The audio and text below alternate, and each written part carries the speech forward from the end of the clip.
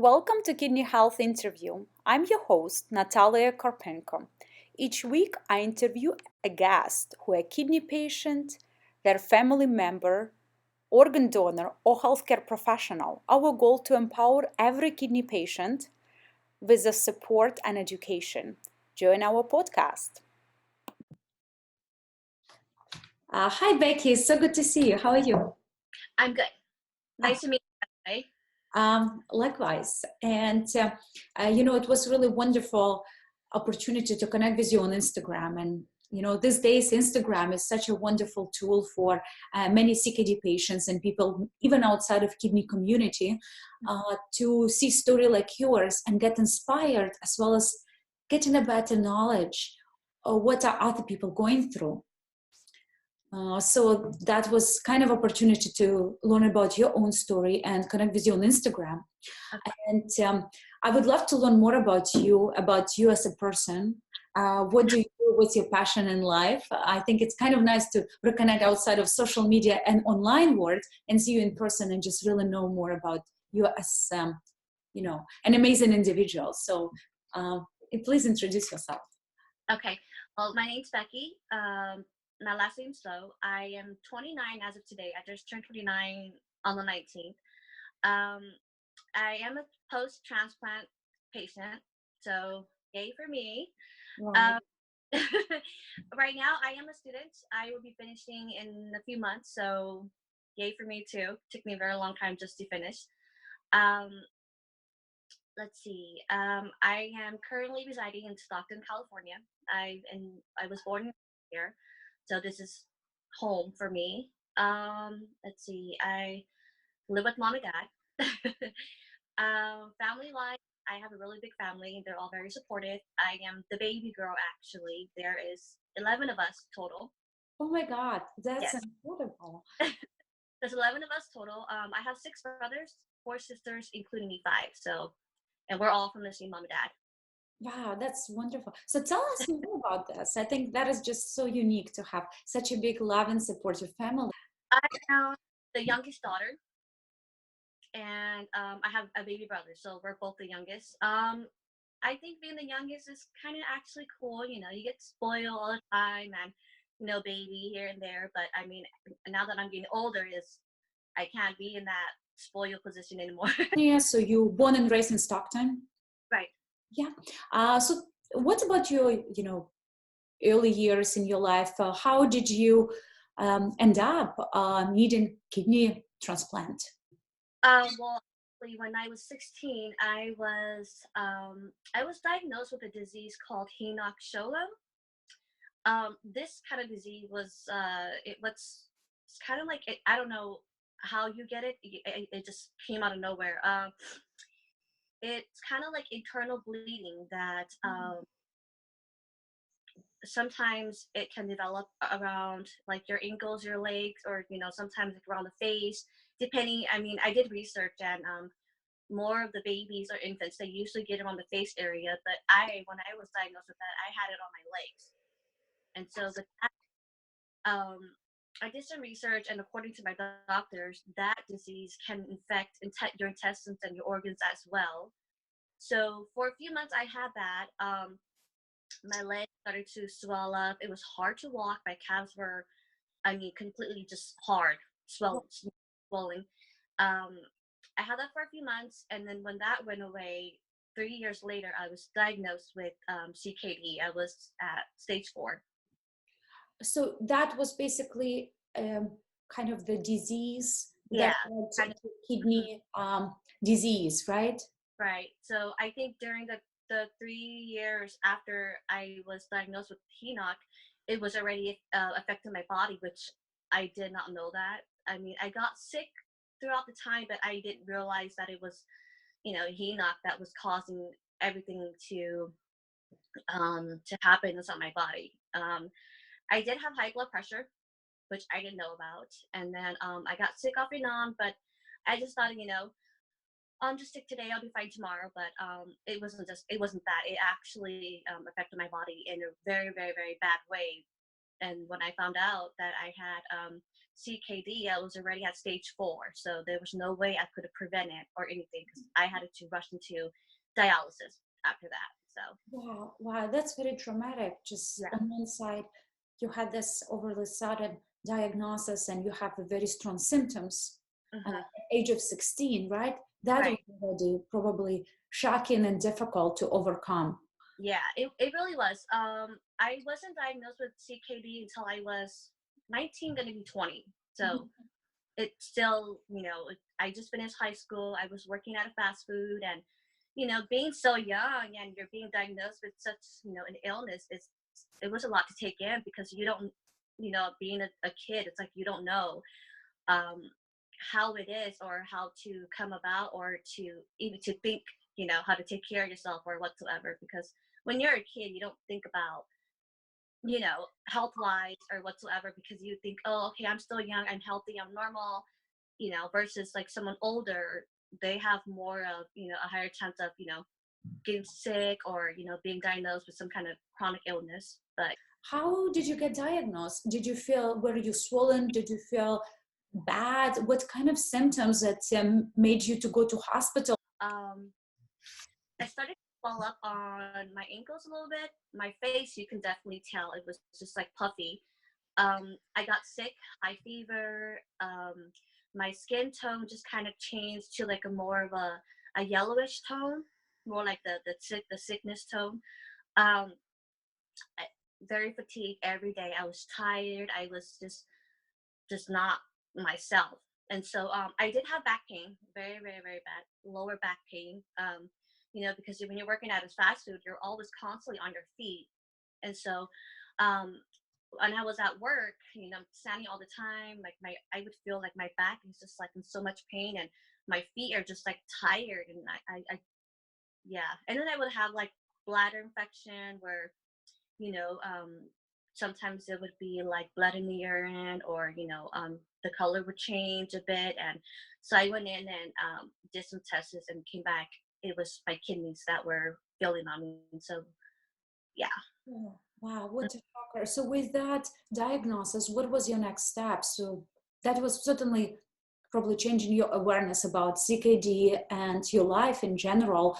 Who was Right. the first person you shared the news and how did you take it? I shared my news. Well, I mean, my family was there with me, but I shared my news with my boyfriend at the time. He was very supportive. He was there for me from day one and, until now. It was really hard to, just break this out to someone you love. It's like, I don't know, it's just hard to explain to them. It's like, kind of feel like like they won't understand, but at the same time, it's kind of like, I want them to know what exactly I'm going through, what's happening or, whatsoever. And my family too, as well. Just telling them that, oh, I'm diagnosed with this. I don't know what to do. I'm scared. I'm afraid.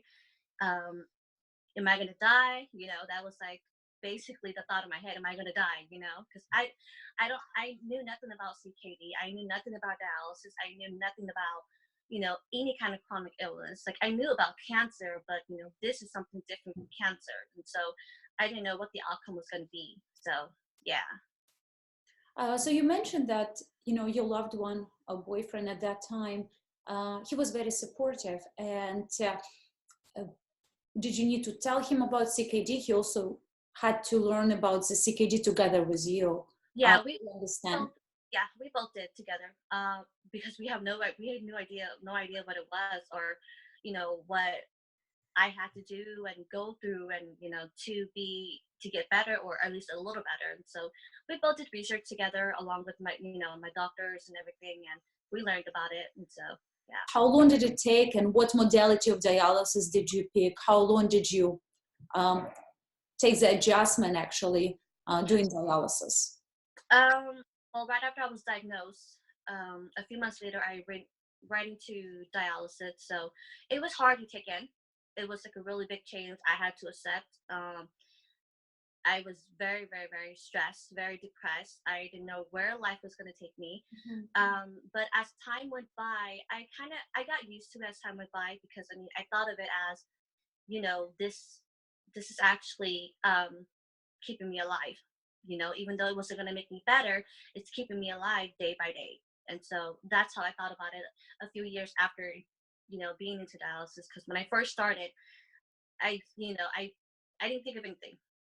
I didn't know what dialysis was going to do to me. I didn't know if it was going to make me better, if I was going to, die from it or whatsoever. But as time went by, I got used to it. Then I just thought of it as, you know what, this is just another process of keeping me alive, and another step to getting closer to where I need to get to, which was, getting a transplant. So being 20 years old, and probably were you preparing to go to college or already were in college at that time?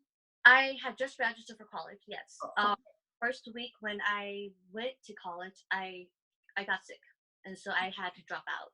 And so I dropped out for about a few years, and that was when I first started dialysis and everything. So there was a really big change that I had to make. I had to just put everything off and just focus on my health and on myself.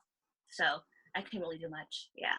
You sound like a very brave young girl at that time that talked to face this overwhelming diagnosis, and you were able to set up priority and rethink your own life. It's a big part, I think, for many young people. Yeah, our social life mattered to us so much. You know, our friends, the way how we spend our leisure time, and I'm sure dialysis made you change some of the things and probably have less fun, or finding the way to have fun, maybe, with certain limitations. Yes. After being in dialysis for about a few months, half a year to a year, I kind of got to know and learn more about CKD, what it is, and what I have to do, the process of, making it to, the transplant list and getting the transplant. So I did have to do research on my own and educate my friends as well, to tell them this is what I have to do. This is what, dialysis is. It's a machine that's, filtering all the fluids out of my body, because my kidneys aren't working to filter out the fluids in my body. So, educating them it wasn't hard to educate them, but just a little something for them to know exactly what it is that I'm going through, Mm-hmm. that through a process. Yeah. Oh, I think we have Wilson joining. Hello? Oh. How are you doing? It's going to take a lot more to take me down. Come on. I'm always good. I just figured I got out early, so I get on the call and say what's up. Wow, Wilson, you're crazy, but you're super motivating. Good to see your smile after surgery. I got to sit here in recovery for another 20 minutes. But go ahead. You guys continue to go. I'm just glad to join you guys. Did they put you to sleep while fixing your fistula? No. They just gave me some local anesthesia. Oh my gosh! Yeah. Wow, that's scary. Yeah, it's all good. All good. Yes. Sorry, I'm not exactly fashionable right now, but I love it. It looks great. Beautiful, fashionable color. Yeah, I know, right? So Becky, right? So good to have you, Wilson. If anything, just let us know. I will get off the video, but I'll be here listening. Okay. All right. So Becky, basically, we were talking about you being on dialysis, and it took a year, right? Or 2 years before you kind of realized that you need to apply for the transplant, and there is certain guidance. When I first started, transplant was not even anywhere near my mind. I think I was too focused on, the beginning, where I'm like, okay, I need to go to dialysis. I need to go to dialysis. Transplant was nowhere near my mind, because I was so out of it, to a point where, thinking far in the future was not even nowhere, and near where I would think. But after a few months to a year, that's when my social worker and we started talking, and then they got me on the transplant list, and she started explaining to me what the transplant list was, and transplant itself. And so she kind of on that, and so and I just hope and pray one day I'll get the call. But I mean, time went by, and I did it until 8 years later. So that is a long time, right? So when you look back, it just probably feels like I've done it, and it's amazing. But at that time, you knew that you're on the transplant list, and it may take a good amount of time. Mm-hmm. I knew the wait time for blood type B plus. I knew the wait was going to be about 6 years, and so I thought to myself, oh gosh, 6 years is a very, very, very long time. But as time went by, and I'm like, dialysis was like a normal, like a daily routine for me, where I wake up, go, come back, I wake up, go, and come back. So to me, it just felt like I was going to school, or I was going to like a job or something for a few hours and come back home. So I got used to it. I mean, it did kind of wear me out a little bit, but then as time went by, it just became like a normal, regular thing for me to do. I mean, I hated going, but I got used to it. So That's incredible. So there is a lot of strength, discipline, right, took for you for getting used to dialysis, and then start incorporating other things in your lives that brought, value, happiness, personal and professional growth. And now you need all the discipline and all the cool things now you want to add to your life. So what was first? What were kind of the list of your achievements waiting for your transplant? Okay, so after a few years of being dialyzed, I thought to myself one day, okay, I can't stay home and just not do anything, because if I'm home and I'm just there, like, I tend to think a lot about, where am I going to go in my life? Am I going to continue dialysis forever? And so I didn't want to sit there at home and put myself in a situation where I'm just going to be all stressed out and depressed. So I went back to school. And I started working. So I was juggling school, dialysis, and work all at the same time for about a year. School I continued, but work I was working for about almost a year. So I mean, it was very, very, very hard, because I mean, I could only go to school on some days where I'm not dialyzing, and work is I was working even on days after dialysis. So I kind of pushed myself to just do what I wanted to do at that time. I mean, even though it was hard on me, I overworked myself at the time, and I do kind of regret. I got sick, very sick at the end.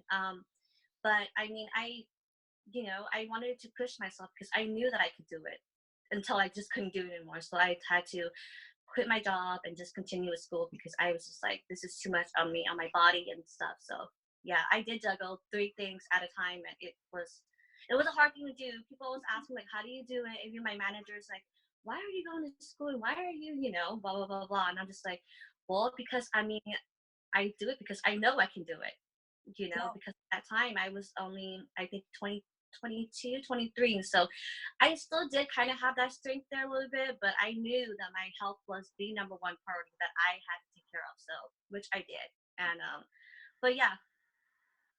Yeah, thank you for sharing. That is just unbelievable. I think there are so many people just understanding that dialysis, that is already so hard on the body. And for many people, it's just, going to dialysis and taking time to rest is already a full-time job.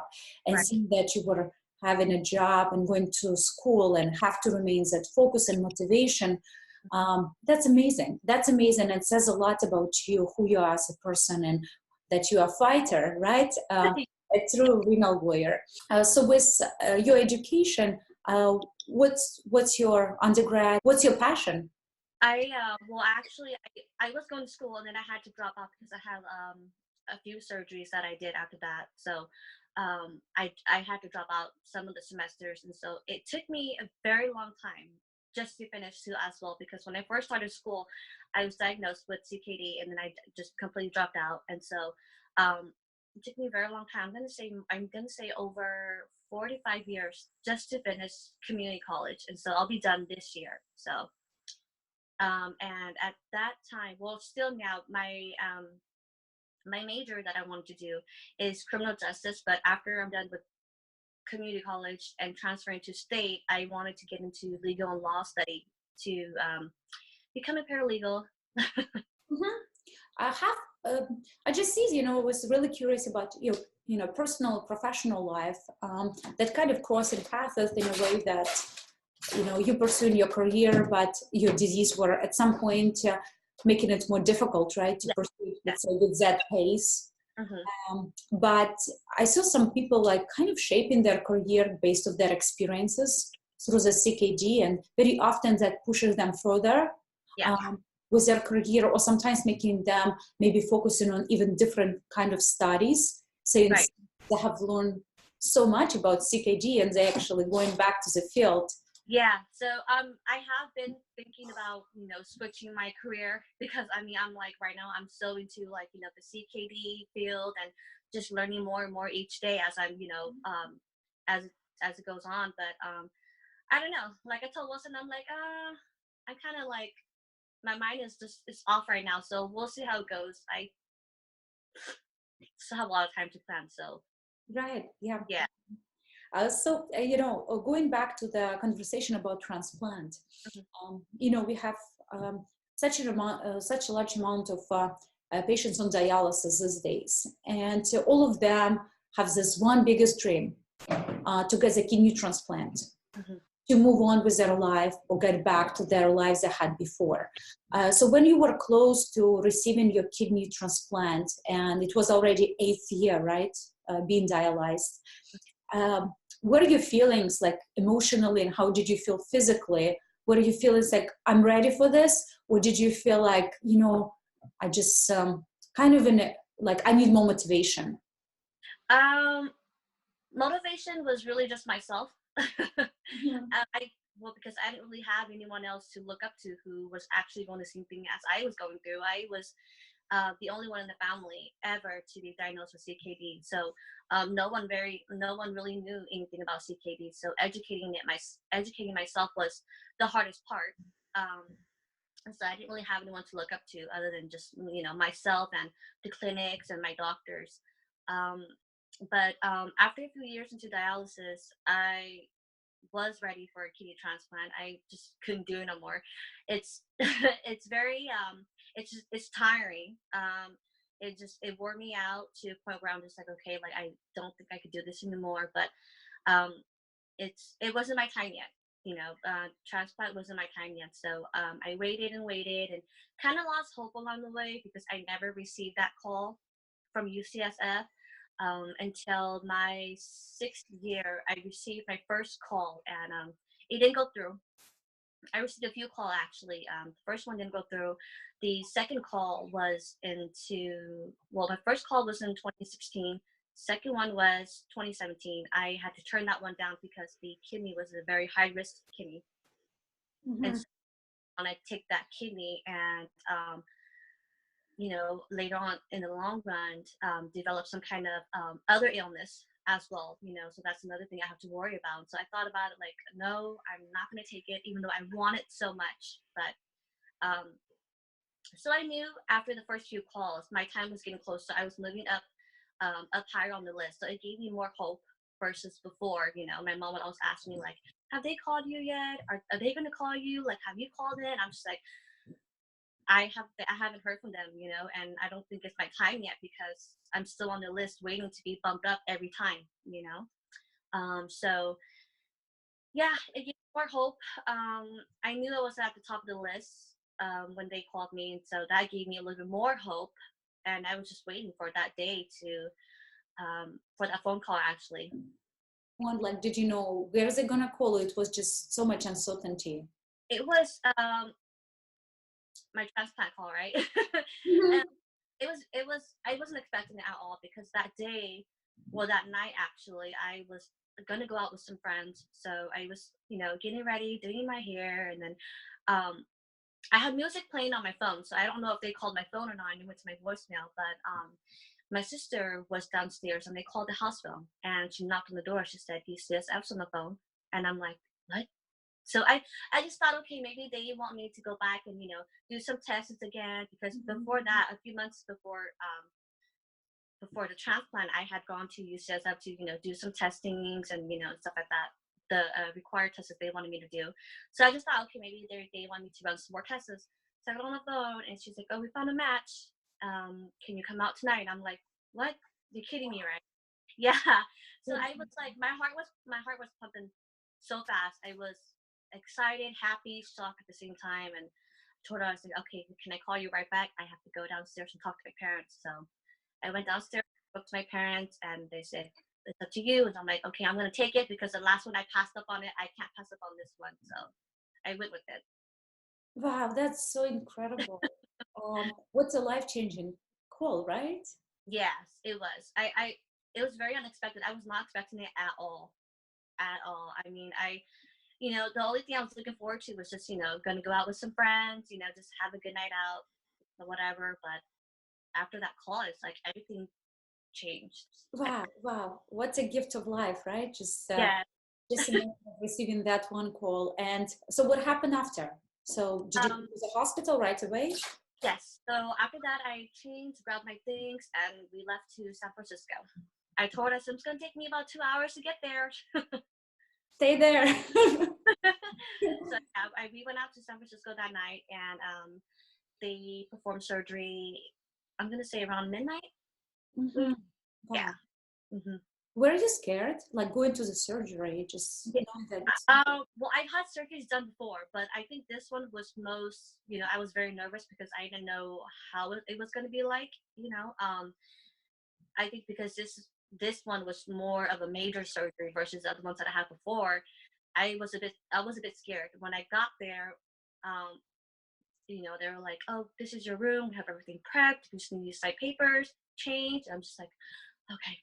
Signed papers, I changed. Before I went in, I looked at my sister and I'm like, I'm scared. Because I was scared. I didn't know what to expect, I'm like, oh my gosh, I'm scared. Like, I've never been this scared ever my whole life, So she was like, don't be scared. And so I left the room, went into surgery, came back. I mean, I woke up from surgery and I was just like looking around like, what am I doing here? I totally forgot why I was there for. But yeah, I guess you could say it was a very good experience, even though, I was not awake at the time, which was good. But, yeah. Yeah, so congratulations. It's, Thank you. it's really wonderful experience that you were able to receive the kidney transplant and that happened. And I think that is such an exciting moment for every kidney patient. There is also like a happy ending, but there is always that time post-surgery and post-transplant, like really recovery and getting used to post-transplant life. So what was it for you, emotional and physically? After that, emotionally, to be honest, I was not even thinking about anything. All I could think about was just, I'm going to be better. I'm going to be better. So, I didn't really feel anything emotionally. Physically, it was just hard to just get up and, get around and stuff like that because, it's after surgery. It's everything. Your whole body is sore. Your whole body is still getting used to, recovering as well. So, emotionally, I was not even thinking anything other than just trying to get myself up and get myself going. But, I was happy. Did you feel like kind of a sensation knowing that you have a healthy kidney in your body? Was it just kind of that new awareness? Yeah. Was giving you like kind of weird feelings and... A little bit. I kind of thought like, oh my gosh, I have someone else's kidney inside me, like someone else's body part inside me. It did kind of scare me a bit, but at the same time, I'm kind of like, it's okay. It's keeping me alive. I'm better now. It's helping the other two getting back to work and stuff. Yeah. Now it's all fully yours. So with that, different patients have different sensations, certainly post-transplant. Did you need to do more dialysis while your kidney was, like your health were settling, or right away your recovery was very fast and you went to your normal life after that? That I was afraid of was after transplant if I would have to, continue with dialysis again until the new kidney wakes up and, does its work. Actually, after the transplant, it started working instantly. So I was, it was good. I didn't have to continue dialysis, just like that. Yeah, that's really great. So what was the first thing did you do after, getting 100% back to your health and having kidney? Was it like a dream trip or hanging out with friends? Was it something like you celebrated actually having kidney? Celebrating, kind of, not really. I think what I wanted most was just to recover and be better. I think that was the number one thing that I wanted most, was just to be better, recovered, and not to feel as much pain or any tenderness or soreness around my abdominal area. Yeah. Yeah. So this long journey of 8 years, getting on dialysis, waiting for transplant, finally receiving the right kidney, going under surgery, and finally having kidneys. What did it teach you? And when you look back to yourself in your teens? Now when I think back to it, I think of it as, you know, I think now I would probably value life more in a different way. I think now I value life even more than how I did before, health wise, especially health wise. Um, I'm more leaning towards staying healthy and, eating good, eating healthy, just, keep yourself in a good condition and not take that risk of, just not worrying about any small symptoms that you do get and you do have. So yeah, I do look at life differently now than I did before. Wow. Yeah, that's Yeah. the most important, just to have that positive outlook. Yeah. There's more prevention. And do you know any other kidney patients? You probably went to dialysis with other patients, and some of them went through the journey of receiving transplant. Do you stay in touch with the CKD community? As because I've been there for 8 years, I only knew of one person that, well, I mean, I was there for about like 7 years, and she started a few months, I'm gonna say like a month or something, and she had a kidney transplant and she just left, like she was completely gone. I'm like, what happened to her? They're like, oh, she had a transplant. But I mean, we never spoke, because it's like early in the morning, she's just way across from me, and everyone's tired, and stuff. So she was the only one I knew of that had a kidney transplant. But the other people I dialyzed with, the other patients, we were all still there, just waiting and hoping our day would come. And so yeah, I mean, I don't know who she is, otherwise I would have probably kept touch with her. But yeah, but I do still keep in touch with some of the patients there. One of the guy, when I first started, he was already dialyzing for 2 years, so I think this year would be almost 11 years for him. Wow. Okay. Yeah, so I mean, he's also on the transplant list as well, but not under UC Davis. I think he's with, not UCSF, I think he's with UC Davis. So I know he's still waiting as well. I also kind of, since we already started some of the reflections, right, from perspective, getting back to fully normal life and having all the strengths you gain being a kidney transplant patient, what kind of other things you kind of see that when you were on dialysis, if you had resources or you have certain support that may help you to cope better, feel better? There is something, I'm asking this because we have, especially through social media, so many young women and young men who are also on dialysis, and they're kind of looking how to build a better plan for themselves. And hearing something from you as their peer, someone who can totally understand their perspective would be so valuable. So any tips, any kind of reflections you have on your own on that? Gosh, okay. I think my tips for them would be, I know it's hard, I know it's stressful, it's very depressing, because it's like you think this is how you're gonna live the rest of your life. But I think to them that's more of leaning towards the negative side, or about it, but being more positive, just thinking that this is saving my life, this is keeping me alive, and going for the day after day. Just thinking, this is not the end. There's still more to come. There's still more, to do. This is just the beginning of a process of keeping you alive until transplant comes. So, right. Yeah, thank you for that advice. And something like, also many patients who are looking to get a transplant, they always curious, right? What's the life after transplant? Specifically like medication, limitations, or it's all unlimited, you just live life to the fullest. So what is your life as a transplant patient actually? Do you need to take any medication? Do you need to see a doctor more frequently that you used to do before dialysis? I'm sorry, go ahead. Yeah, exactly. So that's it. So what is a post-transplant life in terms of medication, in terms of managing your health? Medication is a forever thing for the well, some of the medications they do stop along the way, but we do have to take that forever to new kidney not reject your body, and so that is a forever lifetime meds that you do have to take. Seeing the doctor after transplant, I did have to go out to San Francisco once a week for a month, and if blood works, everything comes back looking good.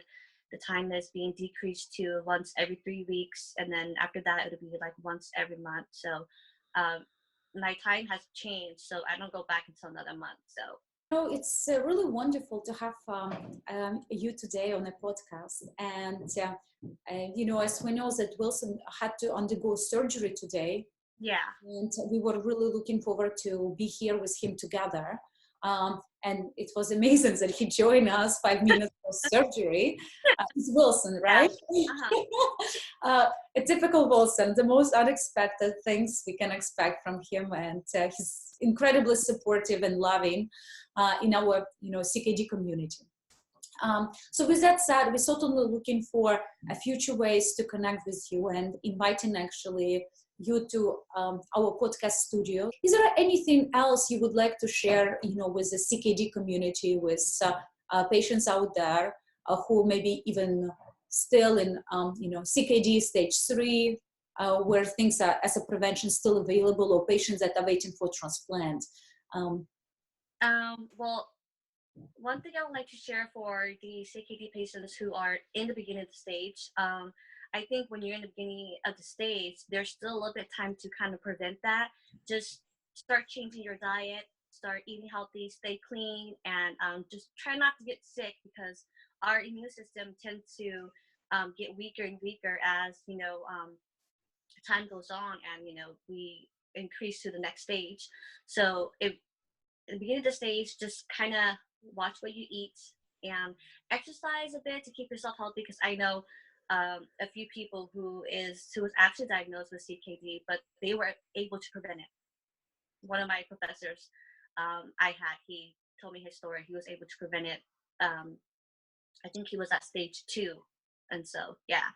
And for the ending stage and CKD patients who are in dialysis, I would say just continue to fight, stay strong. Don't think that this is, it's the end, or this is how you're gonna end your life. It's not. You really have to just be positive about the outcome of it, because this is only the process of getting you a step closer to where you want to be in the end. So thank you so much.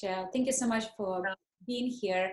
Thank you for sharing your story. And you are such a big inspiration for so many patients out there. And thank you for fighting and just being amazing how you are. thank you.